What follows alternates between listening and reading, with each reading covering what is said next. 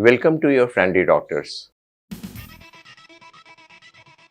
आज हम बात कर रहे हैं क्या बीच बीच में झपकी लेना, जहां बैठे रहते हुए सो जाना, इसको एक्सेसिव स्लीपीनेस कहते हैं, क्या आपके लिए बहुत ही महत्वपूर्ण है।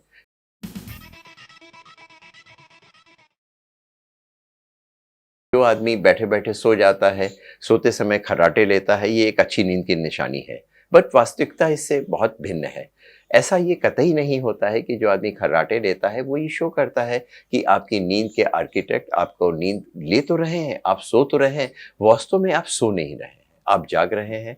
आपकी डिफरेंट स्टेजेस जो नींद की है वो पूरी नहीं हो रही है, और आपको ना सोने की वजह से दिन के किसी भी समय आप टीवी देख रहे हैं, गाड़ी चला रहे हैं, गाड़ी पे बैठे हुए हैं, कोई और ड्राइव कर रहा है, आप फ़ौरन सो जाते हैं और ड्राइवर कहता है कि साहब हम पहुंच गए हैं, आप अब उठ जाइए। ये शो करता है कि आपकी क्वालिटी ऑफ स्लीप अच्छी नहीं है, आपको रात को पूरी तरह सोना चाहिए, या कोई और कारण जैसे खर्राटे आना, नींद का डिस्टर्ब हो जाना, उसकी वजह से आपको एक्सेसिव स्लीपीनेस है। और इसका प्रभाव आपके स्वास्थ्य के ऊपर, आपकी क्रिएटिविटी के ऊपर, आपकी मेमोरी के ऊपर, और आप बहुत प्रोन हो जाते हैं इन्फेक्शन को करने के लिए। 100 में से 70% बीमारियां जो आपके हो रही हैं उनकी उत्पत्ति रात को होती है, और जितने मेडिकल टेस्ट होते हैं वो दिन में होते हैं, तो वो अनडिटेक्टेड हो जाते हैं। 30-35 साल की उम्र से आपकी नींद डिस्टर्ब है, आप बार बार उठते हैं, सोते हैं, कहीं और जा कर के बैठते हैं, कुछ खाते हैं, लेकिन अपना सो नहीं पाते हैं, या फिर दिन के समय सोते हैं और रात को जागते हैं।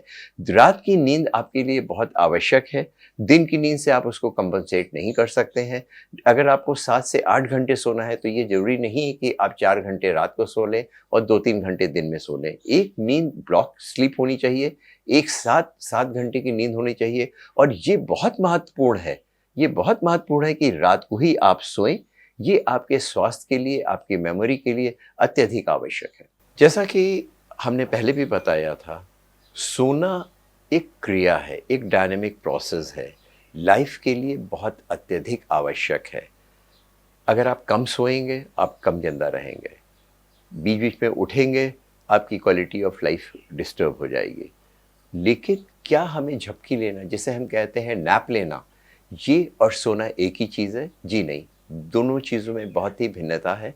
हम जब सोते हैं तो उसकी एक स्टेजेस होती हैं, जैसे कि पिछले एपिसोड में हमने आपको बताया था कि N1, N2, N3 एक रैम स्लीप आती है, जिसमें हम मेमोरी आती है, मेमोरी ट्रांसफॉर्मेशन होता है, बॉडी रिपेयर होती है, ब्रेन की सफाई होती है, नए सेल्स का फॉर्मेशन होता है, सेल्स को रिस्टोर करते हैं। ये सारी प्रक्रिया आपको नैप में नहीं मिलेगी, क्योंकि नैप एक छोटी सी नींद या नींद की तरह की एक अवस्था है जो हमें लगता है कि हमें शांति दे रही है, हमें आराम दे रही है। वास्तव में इसको हम स्लीप से रिप्लेस नहीं कर सकते हैं, क्योंकि स्लीप एक बहुत कॉम्प्लिकेटेड, एक बहुत जटिल चीज़ है, जो हमें लगता है कि शायद सोते हुए हमारी बॉडी के सारे ऑर्गन रेस्ट में चले जाते हैं। लेकिन क्या आपको मालूम है, आपका ब्रेन 20 गुना ज़्यादा एक्टिव होता है स्लीप के समय।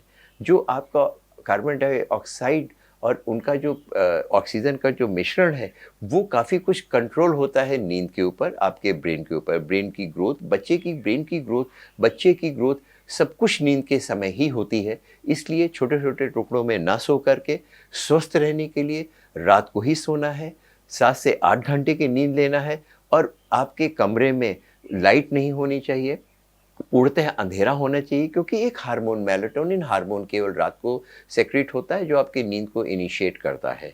और जो टीवी देखना, आपके मोबाइल पर जाना, ये आपकी नींद को 1 से 2 घंटे के लिए पीछे फेंक देता है।